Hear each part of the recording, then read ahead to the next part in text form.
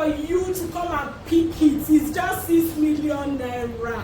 Wake up from your sleep, come collect your land for off Peter Odili Road in Port Harcourt, River State, Nigeria. Anywhere where you dey hear me from. Now to just WhatsApp me or call my line 0903429651 and tell me say, madam, I wan collect one plot of the Banana HighLand, or I want 5 plots. Me and my friends, me and my family, I wan buy for my mama, my papa, my sister, my girlfriend, my wife.